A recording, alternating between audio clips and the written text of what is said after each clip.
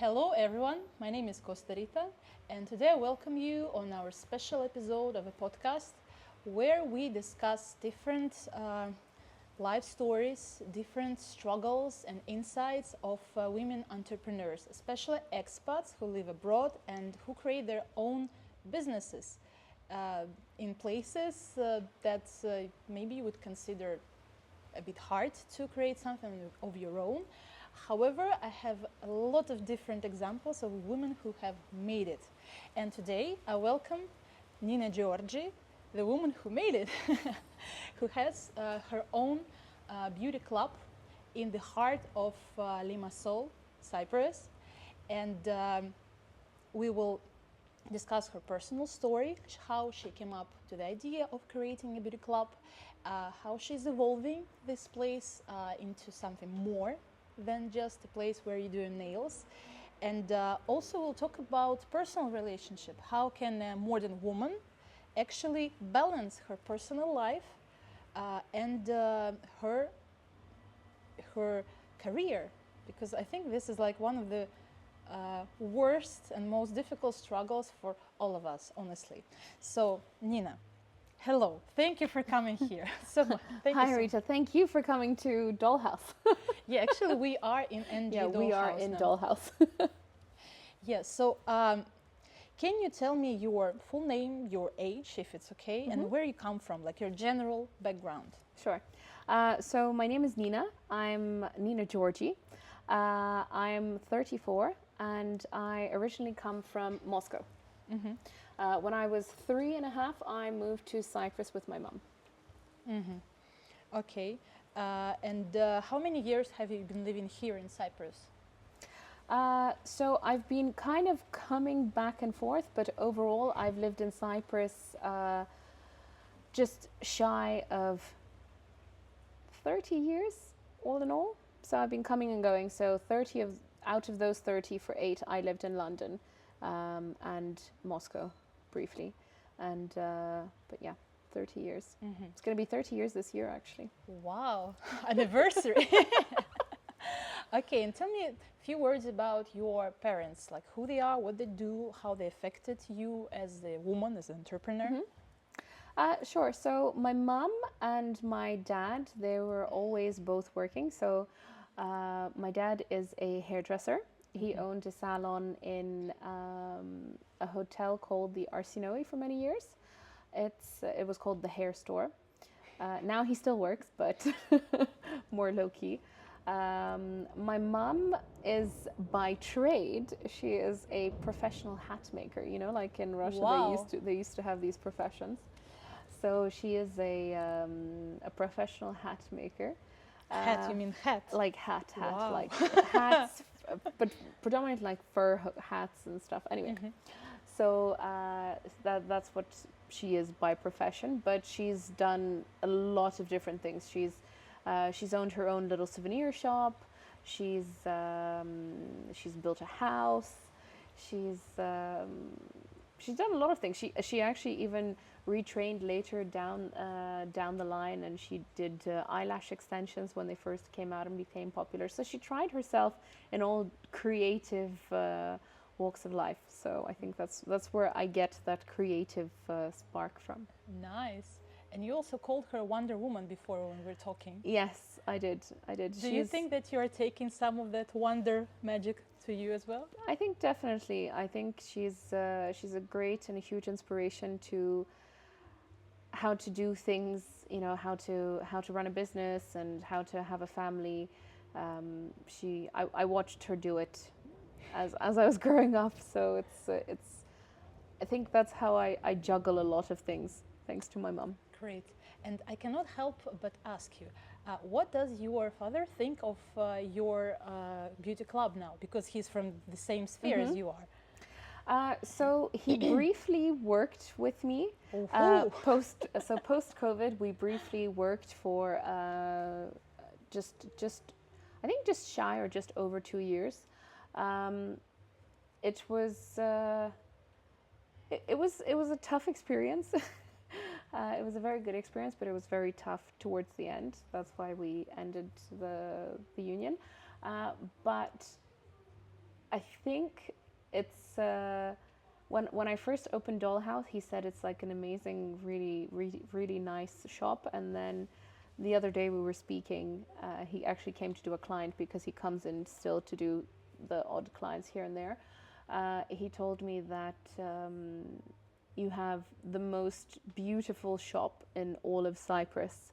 And you know, when he said that, that just gave me goosebumps. So Honestly, yeah. I agree to that, because when I first came here, because it's kind of nearby of my house, and I saw that like there is a wonderful like magical tree in the center of the whole thing, and it goes like 2 floors up, and it looks like in fairy tales. And I always wanted to ask you, why the dollhouse? Is there something there? Some story? To be honest with you, no, but I wanted something different. I wanted something that was going to look unique. And to be honest, I thought that this location actually is the perfect fit for the name, because it's a standalone building. It's got like this. It's got this dome roof, and it just looks like it's different. It's not your typical boxy place. So I thought, you know, a unique location has to have a unique name.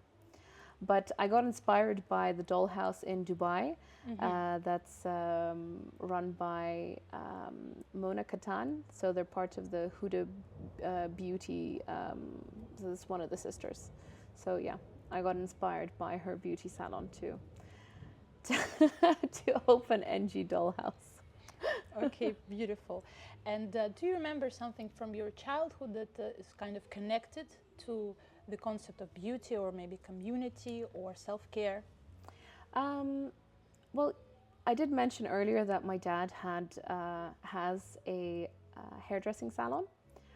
And I can tell you that all the time that I spent there after school or on weekends, I always saw clients coming back again and again, and they were always so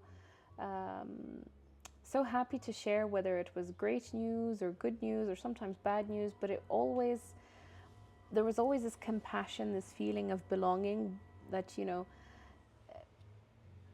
that you felt like you were in a little community. And this is one thing that Cyprus is.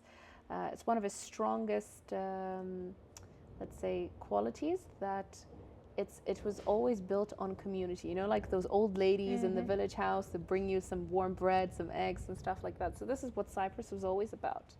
Unfortunately, we've lost a lot of that, but I'm here to bring it back. Nice. Actually, I really feel like we as an expats and other expat friends that I have, it's like a problem of loneliness. Like we really lack that kind of community where you feel warm and safe, and where you listen to them. And do you think that you have established such atmosphere that you remember from your childhood here in your club? I'm working towards it. I had it, but then I kind of lost it. But now I'm gonna come back with something better. And we're gonna come back to it a bit further on. For now, I want to finish up with the childhood part. Can you tell me how much you traveled as a child and how many languages you speak? Because I know that there are quite a few. So please share it with us. Sure. Well, I'll start with the one that you want me to share with. Okay. So I speak 7 languages. 4 of those were from school. One is my native tongue, so Russian. Then as I was growing up, I was in love with this German band called Tokyo Hotel, so I had to learn German. Oh my God! I remember my friends that were so in love with the band that they started learning German. It's a thing. Yeah, it was a thing. It was definitely a thing. You know, there's a saying by Honoré de Balzac that life is too short to learn German. Well, and I always thought of German like that. It's a very interesting language, but you know, it's very funny how people use languages to show their awkwardness, like, you know, like they always do these funny videos that, you know, in French it's like ambulance, in English it's like ambulance, in other languages it's also sweet, and then in German it's like Krankenwagen. Yes, it's always about German. But how do you like? Did you apply your languages in a profession before Dollhouse? Yes. So so when I was 18, I went to the UK to study, and I studied languages. Mm-hmm. I did a degree in translating and interpreting as a bachelor's. And I also worked in parallel for the Ministry of Justice and the Ministry of Health, so the NHS, as an interpreter. I actually traveled all over the UK. I even went to Wales, and it was quite good for a student to experience traveling around the island. It was quite good. And when you were traveling around, like UK or like generally the world, Mm-hmm. how did you see the beauty industry? Like, what were you catching up from the things that you were witnessing as a client, as a woman? To be honest with you, then I didn't really see it wasn't really such a big thing, because all the techniques and how the world is now in terms of beauty, it took time for it to get there. So a lot of people, you know, now they push Russian beauty services or Eastern European beauty services because they're at a higher standard, done to more detail, etc. So back then it wasn't such a big thing. So, you know, you didn't really feel or notice the difference. Like, you know, you would only notice the difference if it was something severe, you know, like bleeding cuticles and stuff. But to be honest with you, when I was in the UK, I also went to the Chinese people who did my nails with acrylic, and and it worked. You know, I didn't really know the difference then versus now. Yeah, like when you have nothing to compare with. Yeah, when you have nothing to compare with, obviously, then you just do with what everybody else does. And what are your standards now in your in Dollhouse? So everything that we do at Dollhouse is we predominantly work in the Russian techniques. So all the nails, all the lashes, hair is still up in the air. So I still really heavily rely on my dad's. So my dad is a British hairdresser. My dad is actually a very talented man. He worked in Harrods. He worked in Selfridges. He did Princess Margaret's hair. So yeah. Wow. So he's a very a talented person. So he did all of his hairdressing career in London. So. So I predominantly rely on his expertise for hair, but everything else, it's Russian technique, and for me, it's the most thorough in terms of sterilization and safety and how things are done. It's top notch, definitely. But what distinguishes your business from all the other beauty salons around here, which are so many? Honestly, for me, it was very hard to choose. I'm an intuitive person, so I did it like that. However, what really like makes you stand alone, stand apart? Well, apart from all the big perks that we have, like massive parking, which is a big thing in Cyprus. Actually, it is. So if you drive, we have a huge parking space behind our property that you can use. Apart from that, I would definitely say that the atmosphere, so everything's open space, but yet it's very relaxed and very cute, and I think the warm approach of the staff, and that they're very they try to be very intuitive. So for example, if you don't want to chat, they won't hassle you an extra time. We always try to deliver the highest level of service, because for me this is important. I want everybody who comes here, I want them to feel like they're at home. It might not happen with the first or the second or the third time, but eventually I want people to have that same experience that we had with my dad's shop. Wow, nice. Actually, speaking about your staff, honestly, I'm a fan of your staff because they're so like relaxed but also attentive and gentle. it's like a caring mother, you know. And what I wanted, like we discussed with you before, how you invite people to work with you, like because you have this is I think this is very special about you. Can you tell us who work here? So all the staff that we have working at Dollhouse, I handpick them myself, and for me it's very important to actually not get people that work in Cyprus.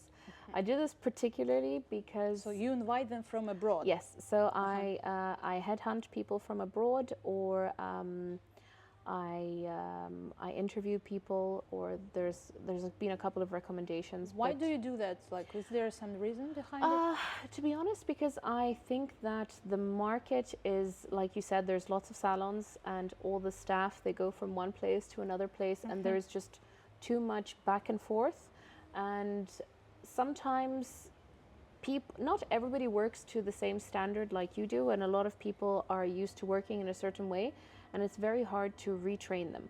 So a lot of people that are here, they have kind of like this crown on their head that, you know, I'm already here and I'm going to work as I work, and retraining is near impossible, and it ends up being a very negative and toxic experience for people. So this is why everybody that I do bring in, they know what they're going to be doing.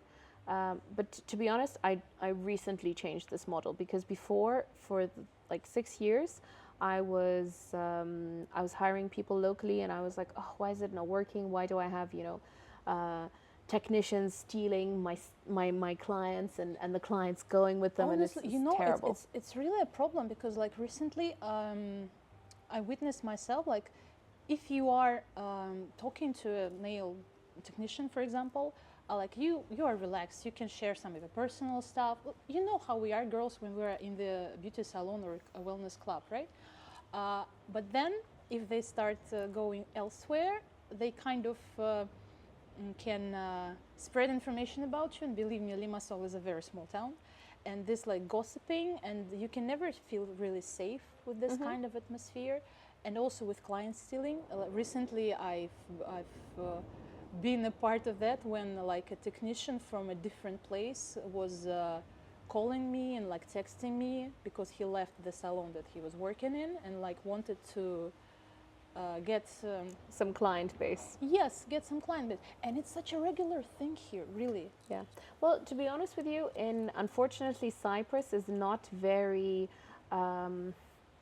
It does not have many laws around this yet. It has just a few, but some of the laws don't protect the actual business owners. In other countries, like in Russia, for example, it's completely illegal, and you can take them to court for it. Really? Yeah, and in the UK, if you can prove it, then yes. But for me, yeah. it's more important the client experience, because if I come to this place, I really want to feel relaxed, and I don't want to think about what I can spill something out, and it's going to be spread like to another client or to another technician or in another salon. And I know that here it's not like that, right? Yeah, no, it's not like this, because we really value the guests that come to us, and we value the time that they spend with us. So we try and keep it, you know, things that are said at your appointment should stay there. That's great. Like we don't talk about Fight Club, and everything stays there. Yeah. Okay, let's come back to your background, languages, and overall experience. I know that your husband is also an expat. Can you tell me more about your relationship, your family, and how you manage your personal life and your business all together? Well, it's a tough one, because I'm only learning how to do this now. How did you meet him? Let's start from the beginning. All Everybody likes a love story. So okay. How did you meet your husband? Our love story is that we met in Cyprus whilst he was on holiday in his cousin's pub in Erimi. And where is he from? He's originally from Bahrain. Yeah. Okay. And how did it went on? So, to be honest, I knew him from the year before through a mutual friend, and a year later, when he came to Cyprus, I asked him out. Mm-hmm. And he said no. You will remember that forever. Probably, yeah. And And that's yeah. when you decided he's gonna marry you. Well, no, I actually, to be honest with you, I saw him as a very strong candidate to be by my side, because he is, I think, one of the kindest people I know. He's got like a very big heart. He's so full of love, and we've gone through so many difficulties in such a short period of time together, and I think I would continue to go through difficulties with him, because he makes them, I wouldn't say easy, but he makes things bearable when you think, when you think it's not. We recharge each other, let's put it this way. So sometimes I'm completely down, and I'll be like on my last legs, and so he'll support me, or vice versa. And I think that's one of the most important qualities that you can have in your husband. How do you think your relationship with your husband affects your business, your career, and your attitude towards yourself as a woman, first of all? I think when my husband came into my life, he completely tossed everything upside down for me, because he showed me that there's more to life than just working. I'm a bit of a workaholic. I can work all the time, all days, that's and true. but the thing is, it's very rewarding. It's very rewarding doing what I do, and it's very rewarding when I get positive feedbacks, we get good Google reviews, and even if we get bad ones, I'm happy to change people's opinions, because I'm always working towards becoming better. And one thing through my marriage that I've learned is that I have to be flexible and adaptable. I have to use my interpersonal skills on a whole other level. You know, sometimes you get upset and you talk about something that hits a nerve, and you just have to like have 5 minutes, 10 minutes, 20 minutes, and then go back and talk about it. It's hard. We don't always talk about things again, but I slowly chip away at some things, and I see some movement, and vice versa, I hope.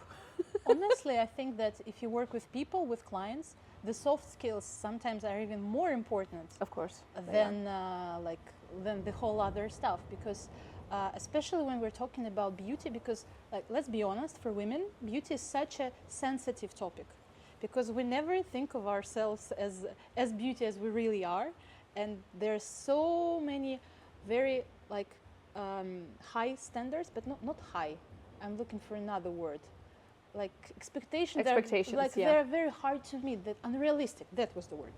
And I think women are pretty much under stress every day. I mean, about their beauty, about their look, appearance, and so I think here in the Wellness Club, it's like the number one factor. That's you need to let people know that even though you're helping them to be to maintain self-care, but they're already beautiful. Like just we highlight it. You know, I think that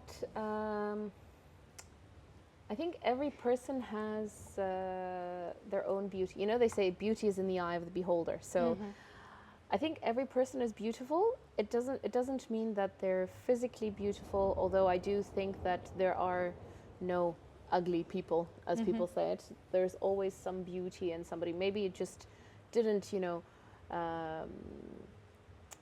blow dry your hair or something. It's just sometimes you don't know how to highlight. Yeah, sometimes you don't know how to highlight that thing that is your USP. I wouldn't say unique selling proposition, but that's your unique thing. Like, for example, Marilyn Monroe, she had the mole, but it wasn't a mole, it was a drawn. Yes, and bleached hair, which was not her natural blonde hair and everything. So there's always, you don't actually have to change something as drastically as that, but you can always use what Mama Nature gave you and work with it. I mean, a lot of girls now, they're going for the natural look. I mean, even me, I used to do red nails, and now I pick nails that same tone, because it's nice to look kind of, it's nice to highlight the natural beauty of what you have. And you said this wonderful phrase that the beauty is in the eyes of the Beholder. When your husband looks at you, how do you feel? Oh, And she starts smiling. how do I feel? I feel like he's holding his whole world in his hands. Oh, Yeah. I think part of that feeling like you have placed here in Dollhouse. Maybe, yeah. Yeah. For a very long time, Dollhouse was everything that really mattered to me. But as we grow older and we reevaluate things in life, I'm happy to kind of get a new partner in crime for Dollhouse. So, yeah. And do you think this workaholism that you mentioned kind of comes from a Russian mentality, from that background? Because here in Europe, especially in Mediterranean, people are so chill and relaxed. They work, but only if it pleases them. And honestly, I kind of envy that approach, and I'm trying to be this way. But I know that in our background, it's not like that. I think Russian people in general are taught to hustle a lot. Like, If you don't do that, nobody will. yeah, if you just hear about the 90s in Russia, that's like a whole other level. But yeah, people always hustled, but I always had hustle in my family overall. Like my grandmother hustled, my mom hustled, and obviously it comes with the genes, and so I'm also hustling.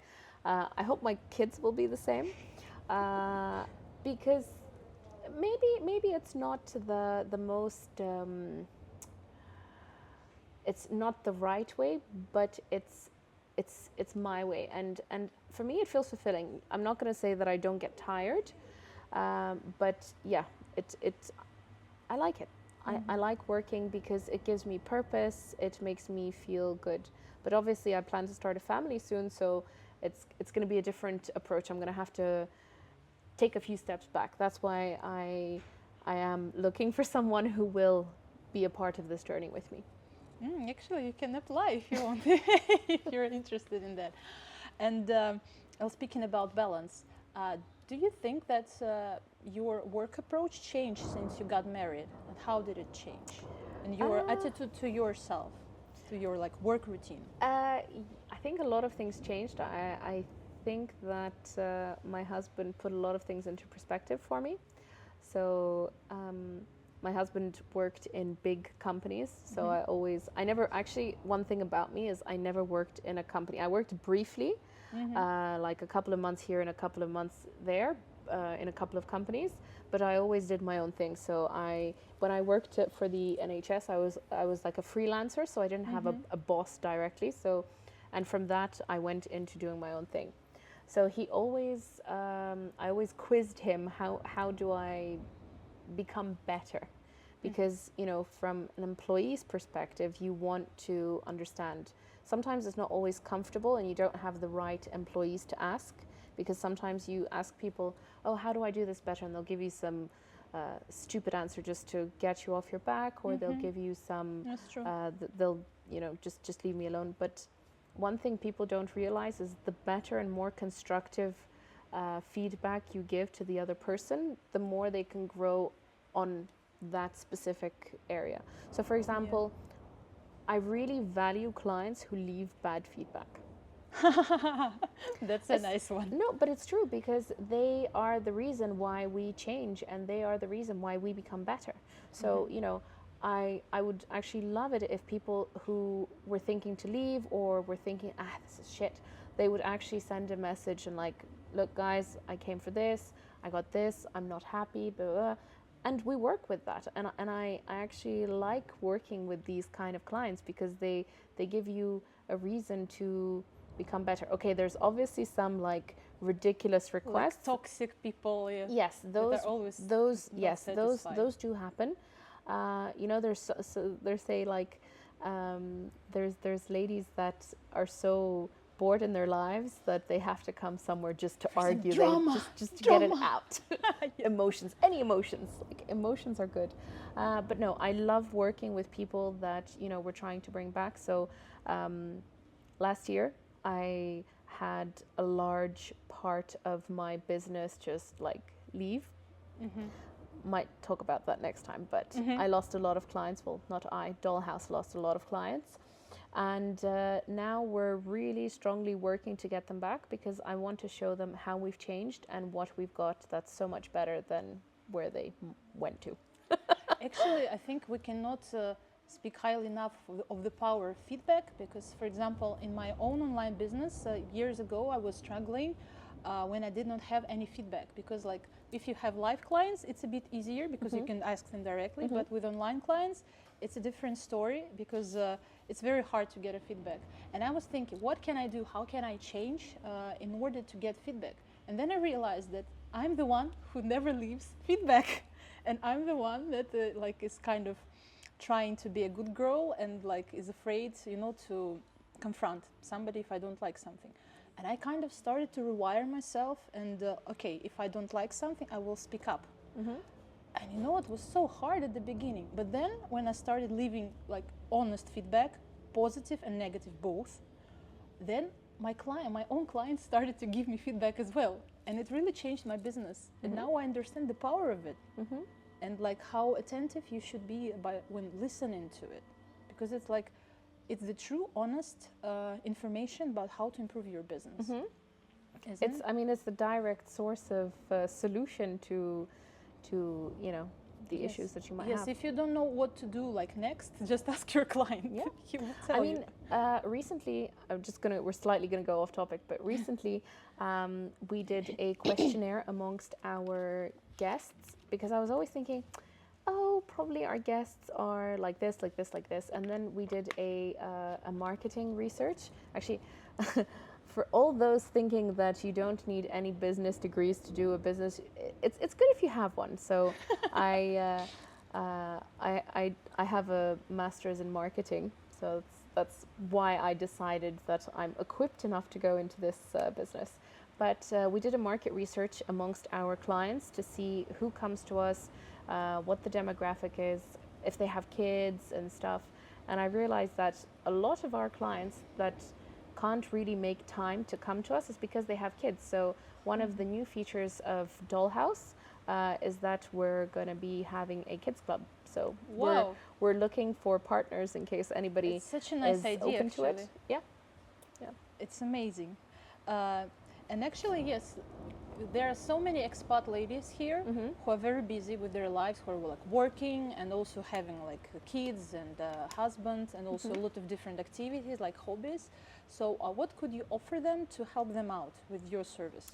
So part of Dollhouse, part of the growth is going to be the lifestyle club. So that's the biggest addition in 2026 is the lifestyle club, and that doesn't only include the kids club, just in case. Adult club. After hours. Yes. Margarita. I'm sorry, I'm in an ST1. So we're planning to also have a coffee partner in the front who will be, doing juice, smoothies, etc. And part of the lifestyle club is going to be 5 pillars. But before I touch on that, I'm gonna tell you where it came from. So it came from a place of mental health. Okay? Okay. I think that's a very important topic, which we all kind of disregard with everything going on in the world today. Post-COVID people, it was still a very stressful time, and a lot of entrepreneurs starting out their businesses, it not working out, or being in a dead-end job and you're not happy. A lot of that negative mental health kind of, all of that negativity affects you in a way where you don't even think about it. Sometimes people choose to just go home after work and not go anywhere because they're just drained, It's so important to do things that charge you, that they recharge you mentally, physically, you know, it's and so with important. people that you feel comfortable with. Yes, yes. In it doesn't have to be with people. It can be in the circle, in the environment. You can be sitting somewhere alone, but you know that that place is always like positive. Like there's a few restaurants that I really like going to, and it's purely because, you know, the people that work there, they're so positive. You know, it's so important to have a positive atmosphere and surrounding. It's so important. It's crucial. Actually, I wanted to ask you about how do you recharge yourself? Because I know you work a lot. You have a lot of incoming like messages, and like for me, my phone is driving me crazy, honestly. Same. And I know you deal with that, like yes, every day. And like, have you experienced burnout, or maybe how do you avoid it or recharge yourself? Can you speak more about that? Maybe you have some health routine. I don't know. I'm gonna go with, I'm still 34. I'm only learning how to do things. I'm not gonna say that this is the Bible of and the blueprint of how to do things. But I think a big part is having the opportunity to spend some alone time, but like quality alone time. You know, just it could be doing a beauty treatment. It could be going for a walk. It could be going to the supermarket. There's things in our daily lives which we can do to recharge ourselves. So alone time for me is a big part. I need some, because I'm always with people, I always need some time to be by myself. Obviously you have certain people that you spend more time with, like it could be your mom, it could be your sister, it could be your husband, it could be your grandma, you know, those Or your few cat. key people, or your cat. It could be those few people that you have in your life that are important to you, that you touch base with. And obviously you have to have some things that you want to either try or do. Like I remember you started dancing. Like, yes. So, you know, I'm sure that that makes you, maybe it's tiring, but I'm sure that you leave and you're so positive and you feel like, you know, It's oh, wow, physically tiring, but your head is actually resting, Yeah. which is so rare. cool. Yeah. Well, they say when the body is struggling, the mind is relaxed. Yes. Yeah. Okay, and do you have some like everyday rituals that help you, that help you to be you and to recharge truly? Well, for me, it's breakfast. For me, since I've started my my health journey last year, breakfast became like the most important meal of the day for me, because it's the time that I get to sit down and eat and just be with my own thoughts, even if it's for 10 minutes. Because sometimes people are like, oh, I don't have time to have breakfast, or I don't have time to have lunch, but it Just actually grab a takes coffee and go, yeah? yeah, that's not good. It's the worst. I mean, it takes you 3 minutes to eat, like to fully eat and to understand. I mean, you don't have to chew 60 times each bite and all of that stuff, but if you consciously focus for 3 minutes to eat what you're eating, it's very grounding. It's very mentally, like, you feel full, you feel good. So yeah, breakfast and lunch I try to spend in that way, because everything else around that is quite hectic. So those 2 times of the day I kind of leave for myself, and I try to squeeze in a morning walk when the weather permits. I try to do a 30-40 minute walk in the morning, either by the beach or in the neighborhood, and just keeps me going. Such a good habit, really. And do you have something like for your emotional health, like some activities that I do. I yes, do. I love. inspire you? Well, I love. That are not like directly related to your work, maybe. They're not. I love doing things with my hands. Oh, which ones? Oh, Margarita. Well, I'm a handmade designer, so I'm personally interested. Don't think anything else. So I really like, doing those paintings with like the little diamonds. I like doing puzzles. I'm now going to try and pour gypsum into these different shapes to do like candle burn, what they call incense burners. I get it. I don't know. I like painting. Like a lot of the paintings at Dollhouse, with what do you call them? With strong with strong words. Like here, for example, in Russian we have, you can't see, it's out of the shot, but it says like, in those eyes you will be the piece of art. So with strong little things with meaning behind it, you know, it's or like on the other side we have with old keys you can't open new doors. You know, stuff that's inspirational, and it's nice. It's very relaxing in the moment you're like trying to blend. I love blending colors, like painting and blending like pink with red and some white, and you get to go into different shades. It's really cool. It's really nice. You should definitely come to one of my handmade workshops. Okay. It's going to be amazing, believe me. Maybe we can run one once at It's Dollhouse. also a nice idea. Yeah. I don't know if you can hear it, but the weather is now like so dramatic, so loud. Yeah. So don't get too scared about it. Ooh. I just wanted to ask you a few more things about which could be your advice for women that want to create their own thing, their own small business. They're just starting or they're already in it. Like, what advice would you like to have like 10 years before from a person that you respect and rely on? I think definitely one of the key things is make mistakes, go through your own journey. But the most key thing that I got out of all of this is network, but not like not network with in big just various things that have nothing to do with or are not correlated to what you do, but network with other entrepreneurs, network with people of the same sort of status as you. Study. Find someone that you see as a mentor and who is, you know, aligns with what you want to do, and they have good systems, and follow it. I mean, there's this entrepreneur that I follow, and I'm going to do a second course this year with her. She teaches how to do operations in businesses, and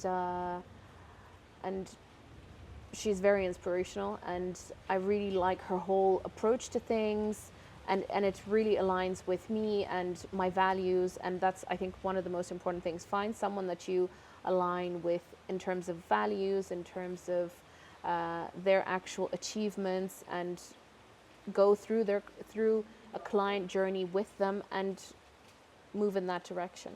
So that's my best piece of advice is just keep trying.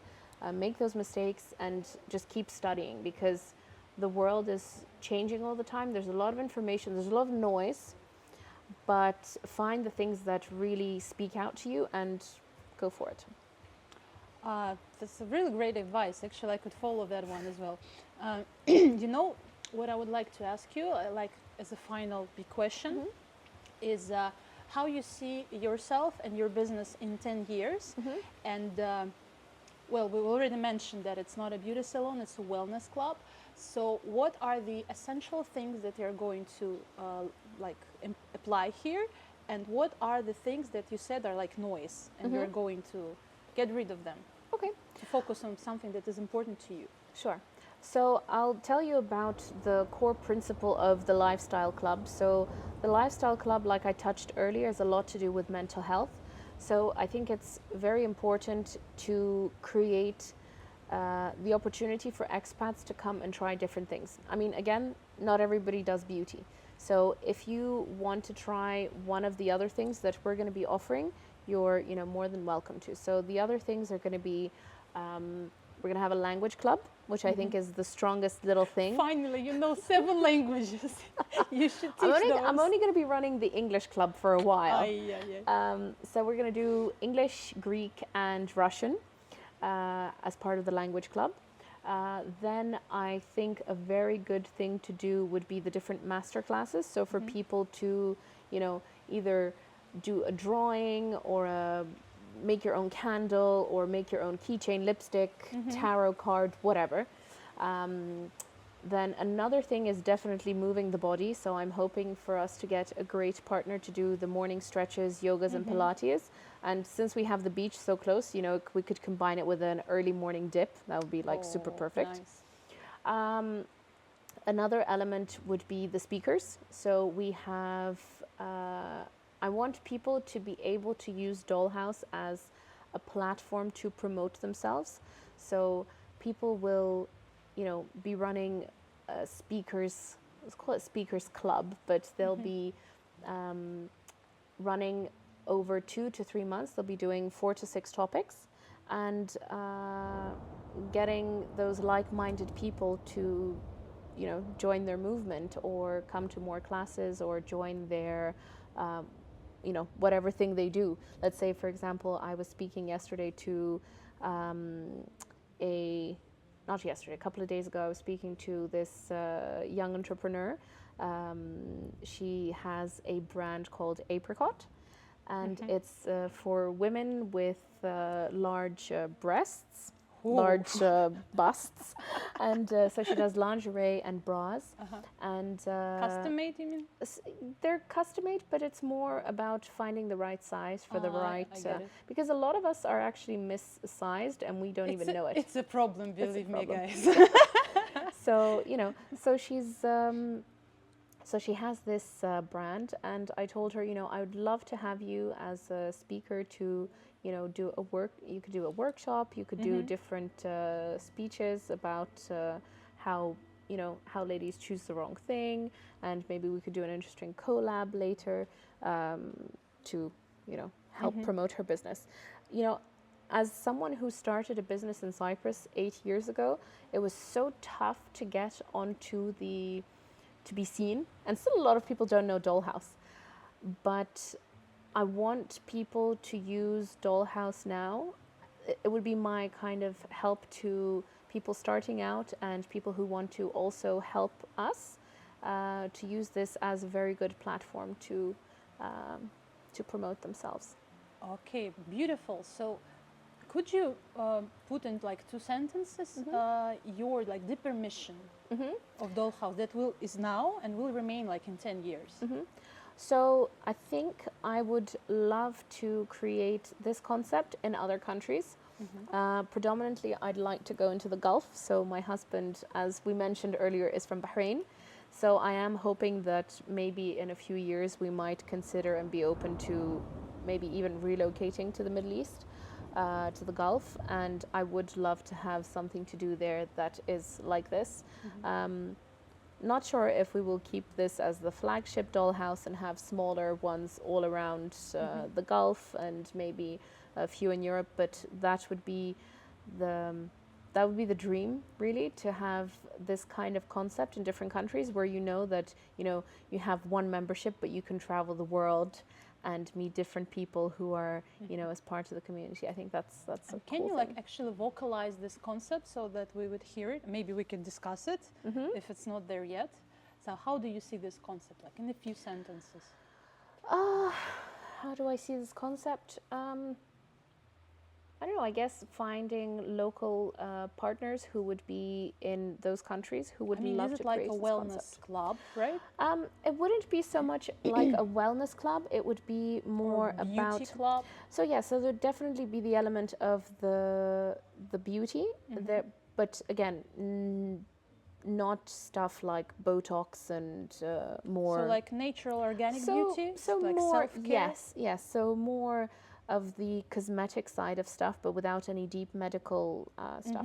Actually, I'm currently in discussions with another partner to have the not the cosmetic, but to have the rehab wellness part as part of our concept. Oh, interesting. Yeah. So that's Actually, like I wanted to tell you, the reason why I found Dollhouse in the first place was that it is the only place in Limassol, and believe me, there are like tons of places which do manicure and nail polish. This is the only place where they do Japanese manicure, which is like a totally different technique and which is completely organic and natural. And for those ladies, like for my audience, for example, who like don't want something artificial in their nails, it's like the answer, because you still take care of them. It's like nourishment, right? And it looks super natural, like there's nothing on your nails. Well, they look a bit shiny. A bit, yeah, but it's like, I don't know, it's like they're lightning from within, you know? And so that's why I came here, like for this unique method. I remember when you first came, you were like, "Ooh," and we tried it, and you really liked it. Yeah, it was good. Yes. So, do you think of going in that direction? Maybe doing something like unique, organic. I don't think I would go down that route because that doesn't really align with me. I'm not. Oh God, this is going to sound so bad, but I'm not like a vegan armpit hair grower. Maybe there can be something like in the middle. That. No, I very much use, I also go for beauty treatments that we don't have here. I also really try to look after myself, but it's not only about the physical. I'm also trying to, work on my internal wellness. And the things that I want to have at Dollhouse, it would be, general beauty maintenance plus the mental health aspect, because we quite often underestimate that part, but it's a very big part of us wanting to actually live life to its fullest. I think now we get the concept. Yeah, it is a wellness club where you where there is some kind of maintenance. Yeah. Yes, our bodies are like cars. We should keep that regular MOT. Yeah, like 1 to 3 services that you need every month, for example. Yeah. But it's not something like dramatic where you get Botox or surgery or stuff like that. Just to help yourself be beautiful, be of your own natural age. Yeah. Yes, and also feel good about like the people that you interact with. I think it's so important for people to have a place where they can just come and just release all of that frustration or feel that balance after a long day. A lot of people in the UK, for example, if you look at the statistics, a lot of people after work they go to the pub, right? Actually, there is a pub just next door to Dollhouse. But why do they go there? Because they want to have another place in between work and home. So, and they do that on a regular basis. But imagine if Dollhouse could become that point in between home and work, and you could unite different people from different walks of life that you would normally not meet. I mean, that's also one of the unique things about Cyprus. There's a lot of, high net worth people that don't have security and stuff. They're very easily accessible. So it's a very low-key environment here. So you could very easily network with, a very high-up CEO. I mean, we have already so many people coming to us who trust us over the years, and it's they're very approachable and very easy to talk to, and it's very pleasant. So it's like also a meeting up point, right? Yeah, for sure. Great. I would love to be a part of that. Well, maybe you could interview some of the next people that will be doing the speakers. That's a wonderful idea, actually. Yeah, I think they will have a lot of insights to share with us. And speaking of that, could you share your closing final piece of advice, maybe like your life motto or something that you would like to hear many years ago that will help you move forward with your life? Something inspirational. I think I've given quite a few insights, but one of the things that I always have and always say here, and I always try and let people feel this, and if you actually look at the sign that we have outside, on the other side, behind where it says the services, on the other side it says, you are amazing, always remember that. So I've said this from day one, that every person that comes through these doors is amazing, and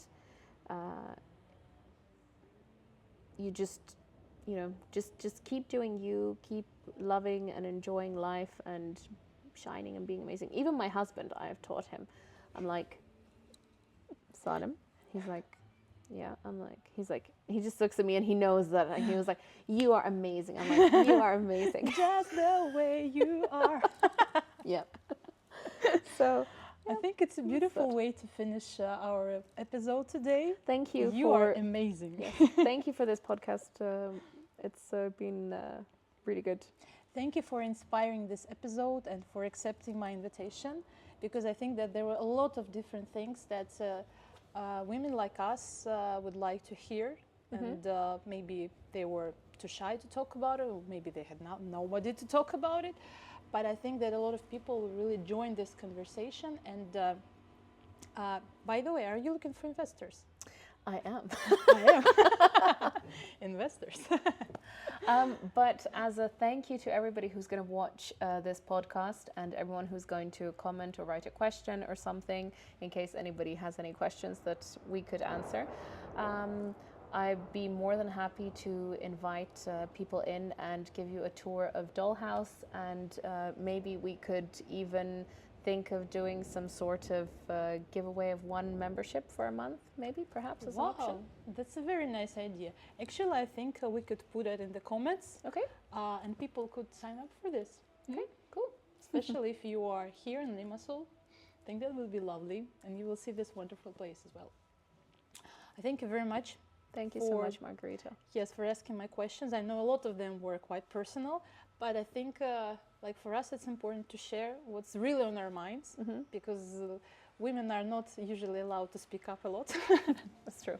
So let's keep this online space open-minded and emotional, and in a good way girlish. Yeah. As an ending, I'm going to show you one of my secret handshakes with my husband. Okay. So it's just one hand up, and then you twist your hand, no, the other way, and then you go like that. Let's try You it. are amazing. Nice one. And that's a wrap. Thank you very much. Bye-bye. Thank you. Bye.